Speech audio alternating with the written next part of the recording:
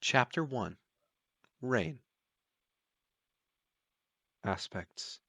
The strange magics the gods left us. They manifest themselves in different forms, shaping themselves from the blessed individual's personality. Some have seen their aspects amplified after the shattering, achieving feats of magic previously deemed impossible. Perhaps the only boon this tragedy has given us. From A World Without Light. As the heat of summer began to fade and the cool autumn air replaced it, rain fell in the Mirkwood. The smell of damp leaves filled the air, and the heavy rainfall covered the sound of a young man's footsteps as he crept through the Merkling camp.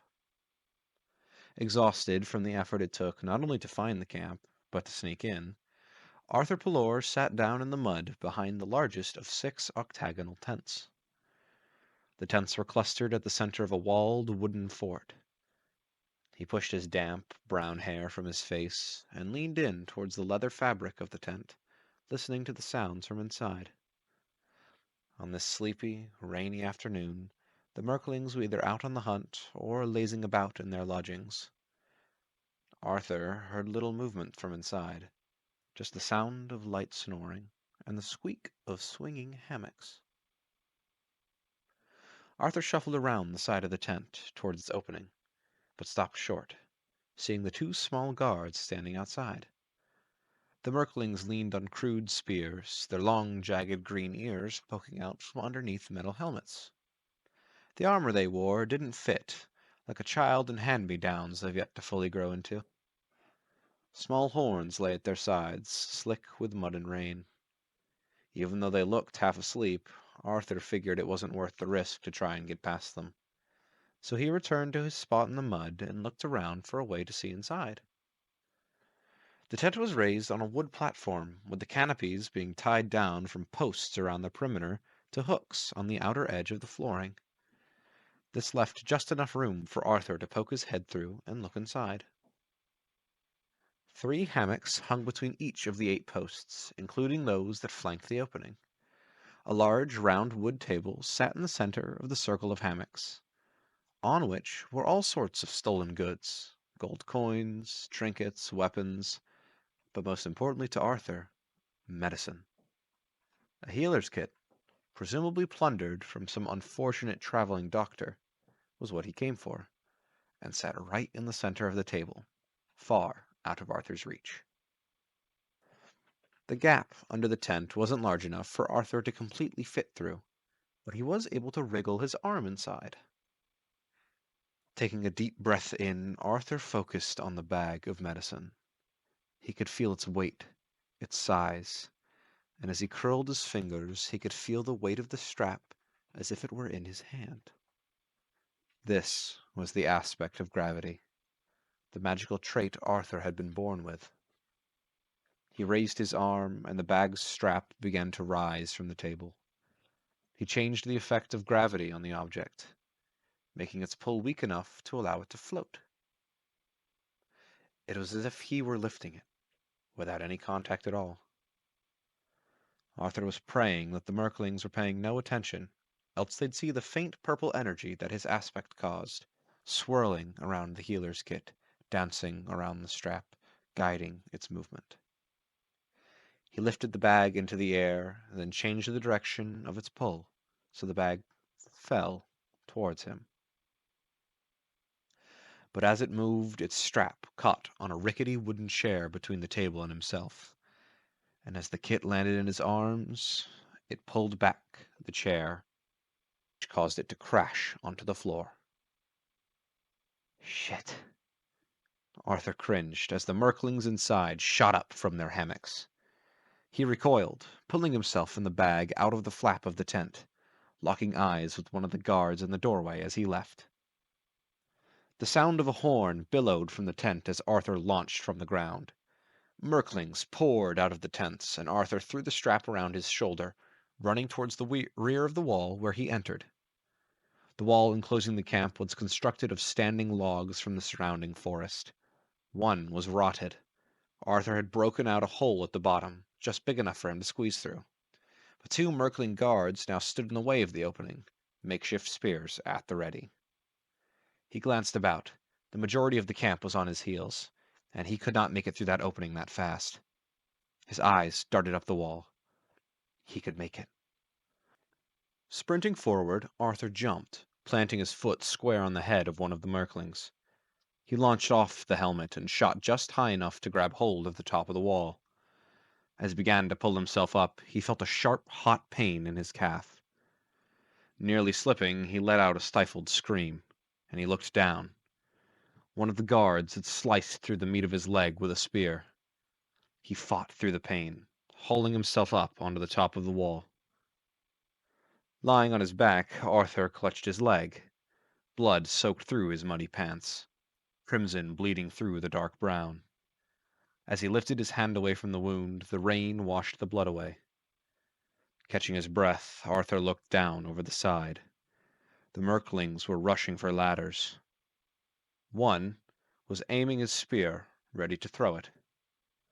Arthur thrust his arm out, increasing gravity's pull on the little Merkling. Influencing another is far more difficult than an object. As if one's will is strong enough, they can resist the effect of an aspect. Luckily, for Arthur, his will was far greater than a lowly Merkling's.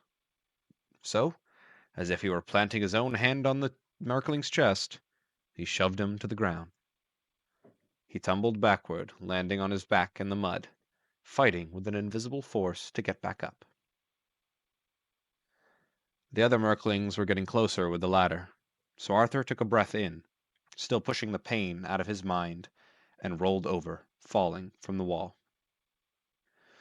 Even though he was able to call upon his aspect to slightly slow his descent, manipulating one's own gravity was the most difficult skill to learn for any gravity asperi, and so he still crashed into the forest floor, landing hard on his free shoulder. He climbed to his feet, taking a second to regain himself. The Merklings scurried over the wall and through the hole in pursuit as Arthur ran through the woods, limping on his injured leg. His stride alone vastly outpaced them, but their sheer ferocity allowed a steady distance, with it only getting smaller as Arthur's continued blood loss led to him stumbling over roots and stones. He weaved between trees, vaulted topple logs, and scrambled through thorny brush, all in a vain attempt to shake their pursuit. The fiends were unrelenting and kept the horde a half-dozen strides behind. He finally skid to a stop at the bank of a large pond.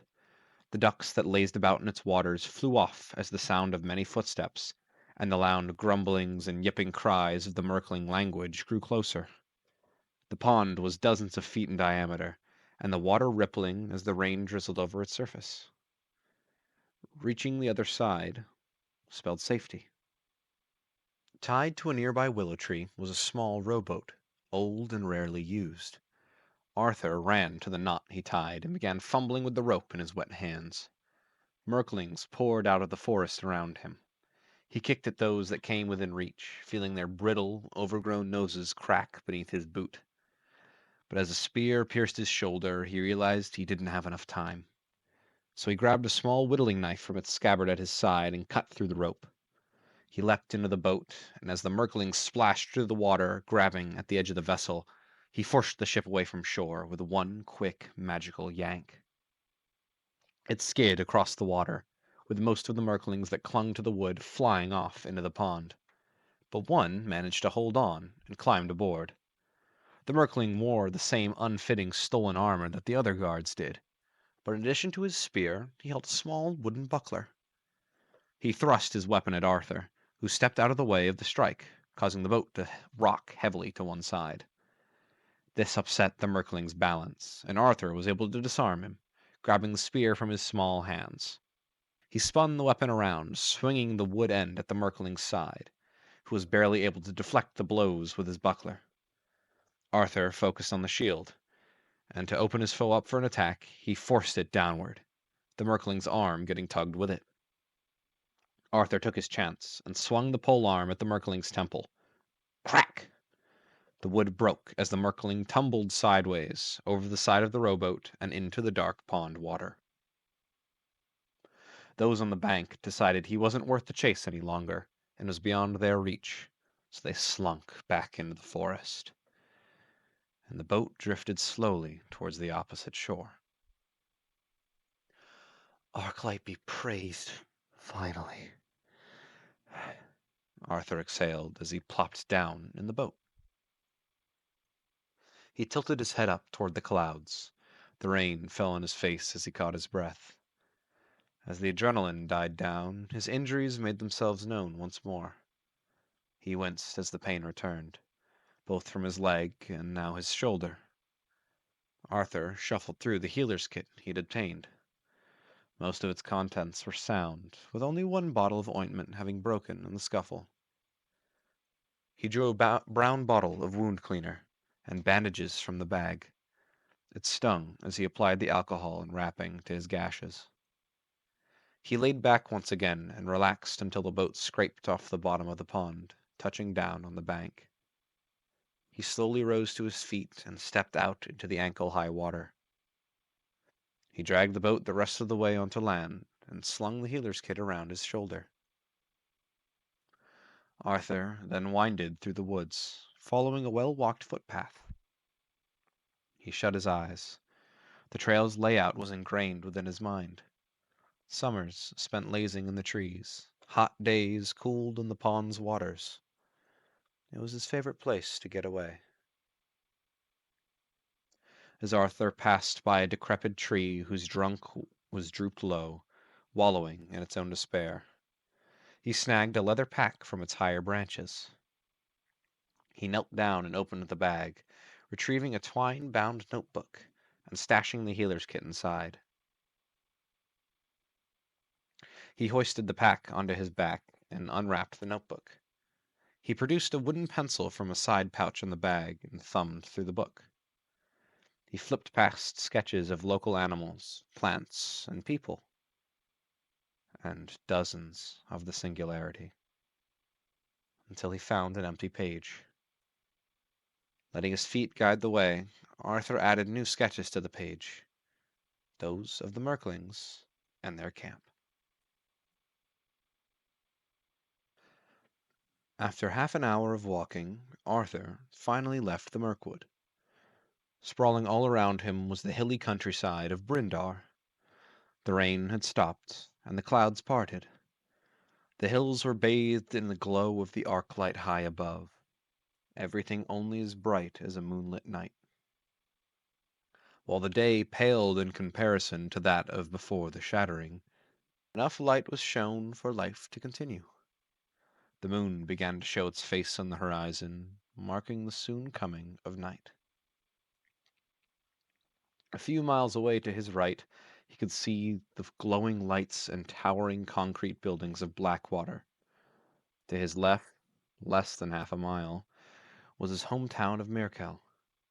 Quaint in size, the sleepy logging town was right on the southern edge of Bryndar, some of the buildings even hanging over the void. Past the edge, hundreds of miles away, was the Singularity.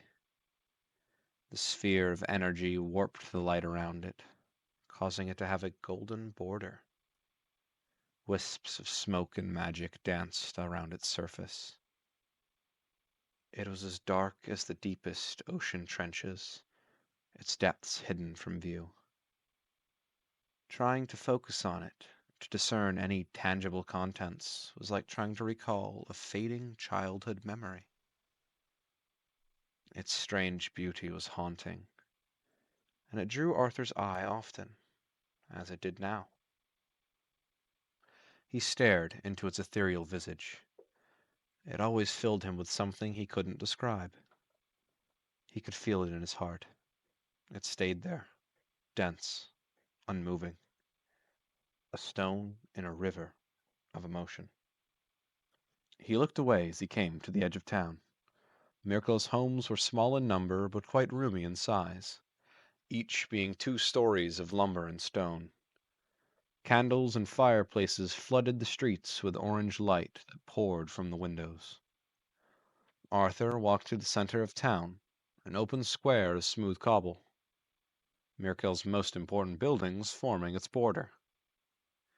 The town hall was the centerpiece, constructed of bricks and logs, with banners bearing a golden arc over a silhouette cityscape, the symbol of Bryndar. But he entered the tall rectangular building beside it, a hospital that he and his father had helped build years ago. The foyer of the hospital was well furnished, with plush couches and well-crafted rocking chairs, that if it weren't for the groans and screams of patients, would be a cozy place to relax. The older woman who sat behind the large front desk looked up at him as he entered. "Evening, Laurie. I'm here with men's package," Arthur said as he wiped his muddy boots on the welcome mat. "Wonderful, dear. He's just upstairs," Laurie responded, returning her attention to the novel in her hands. Arthur opened the door and ascended the stairs that roamed behind it. The entire second floor of the hospital was a sick bay. Rows of beds lined in the long hall. Nurses, apothecaries, and doctors treated the sick. Dozens of people filled these beds, each ill with the same symptoms: fevers, muscle weakness, bloodshot eyes, severe bleeding in the throat, and necrosis on the hands and feet. Shatter plague. They groaned and coughed, some thrashing and screaming as the nurses tried to soothe their pain. Arthur approached a doctor who knelt at a child's side. He wore a protective face mask of leather, goggles covering his eyes. He held the child's hands in his gloved ones and looked over his shoulder. "Arthur, you've returned. Do you have the supplies?" "Of course I do, Dr. Men." Arthur crouched down, removing his bag. "Merklings weren't keen on letting it go, though." He gestured to his bandaged leg and shoulder as he handed Dr. Men the healer's kit. "Damn. I apologize, Arthur.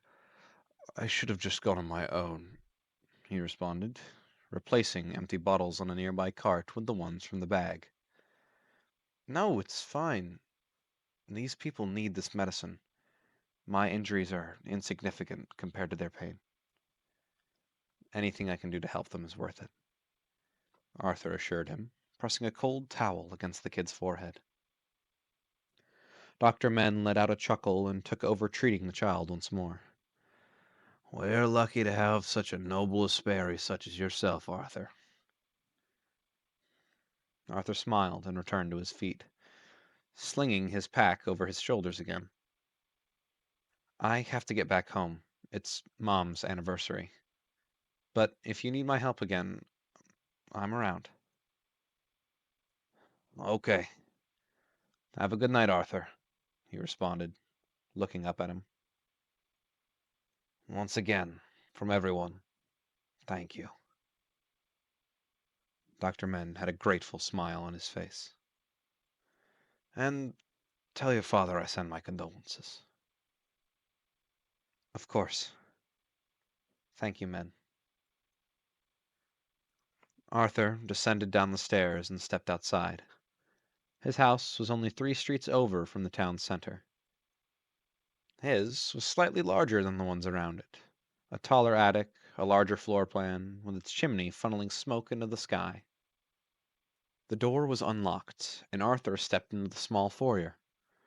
He pried his damp boots from his feet and left them on wooden hooks to dry.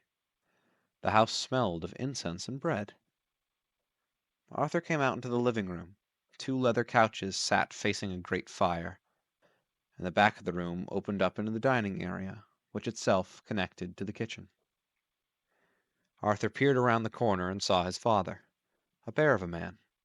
He stood shirtless over the wood stove, watching the bread rise inside. Sweat covered his bushy brow, running down into his braided brown beard. A soft smile spread across his face as Arthur entered. "Welcome home, Art." One could mistake Mr. Pelor's voice for that of a hardened warrior's, but he'd seen nary a fight in his life. "Would you mind help setting up the shrine while I finish up with the bread?" "Yeah, I've got it." Arthur affirmed. He grabbed a small metal end table from a closet and placed it in the corner of the living room. From the same closet, he produced a lockbox. Flipping open the latch, Arthur carefully emptied its contents onto the red carpeted floor. He draped a white cloth over the table and placed candles on its surface. He laid multiple pieces of jewelry on the cloth and set a framed photo at the center. The photo was a black and white picture of a woman. She posed before a willow tree. Her fair skin matched Arthur's, as did her smile, with the heart of it in her eyes. While his father was a barrel-chested man and muscular, his mother was slender and delicate. Arthur wiped off the dust from the glass cover with the sleeve of his shirt and adjusted the candle's positions to not block its view. Arthur's father soon emerged from the kitchen with a pan of freshly baked bread, setting it down on the ground before the table. He broke off a piece and placed it on the cloth. As he knelt down on the ground, Arthur lit the candles and went around the room turning off the oil-powered lights. He returned to the shrine, kneeling next to his father. They split the remaining loaf in half, each taking a piece. They sat in silence, just eating the bread. Once both had finished, they looked at one another, then at the photograph. Arthur's father cleared his throat and wiped a final dab of sweat from his face. Hey, Leah. It's that time again. There was long pauses between his sentences. 15 years. 15 years, and it's never gotten easier.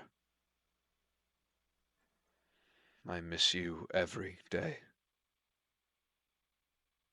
Sometimes I fight to get out of bed, to come out into this fucked world we've been left in. But then I remember you.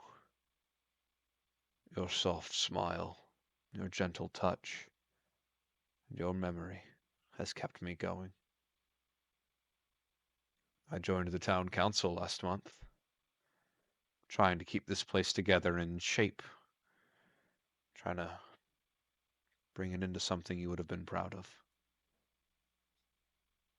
Gods, I wish you were here.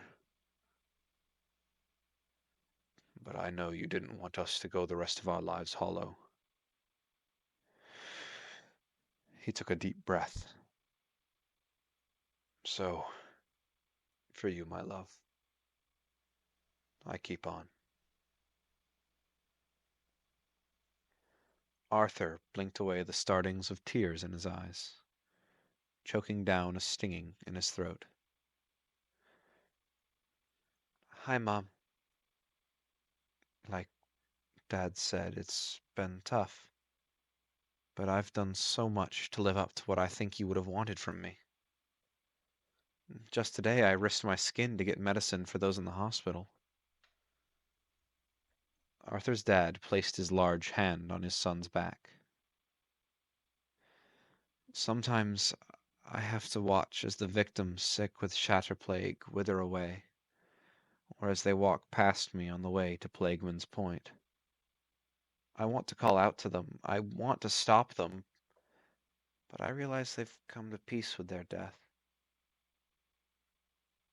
I I don't know how, but I always remember what you said. Everyone's time must come, sometimes too soon. There's nothing to do but make peace with it. It's okay to let go.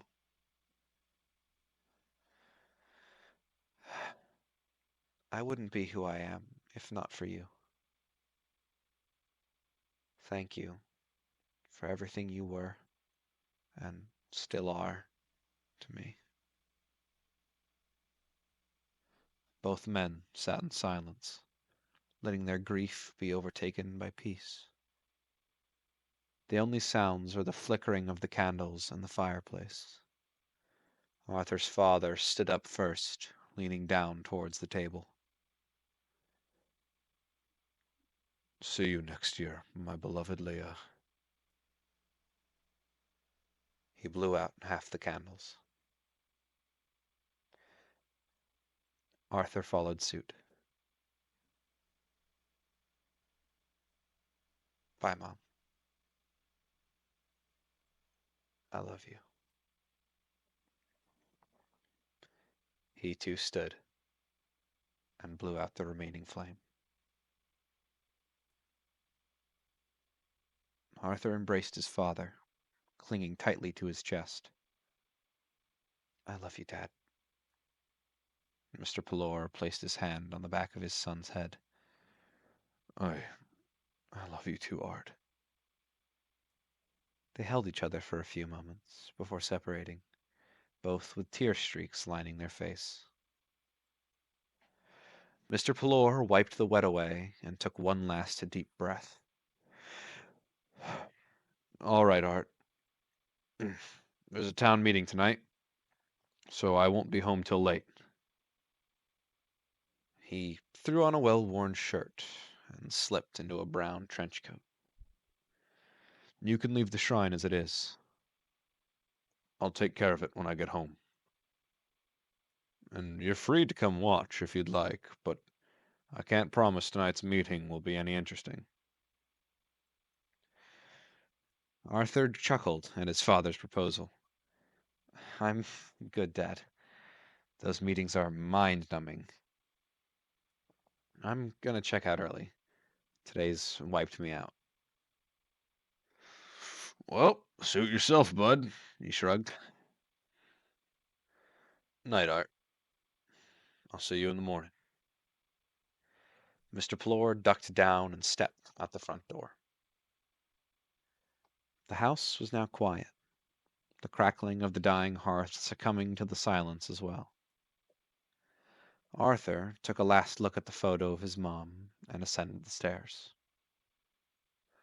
The second-floor hall was home to 4 doors, one on either side of the stairs, which was located at the hall's center, and one at each end.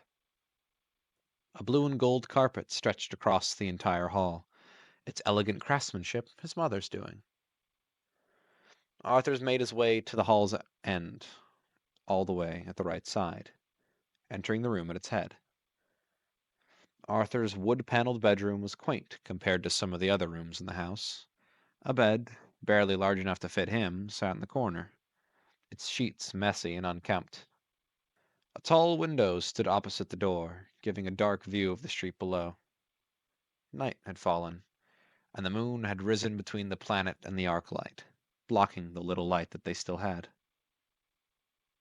A small desk sat in the corner near the window, random papers scattered about its surface, all ripped pages from notebooks past.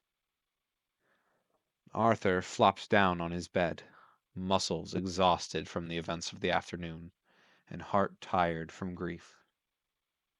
Closing his eyes, Arthur drifted the line of consciousness, till eventually succumbing and falling asleep.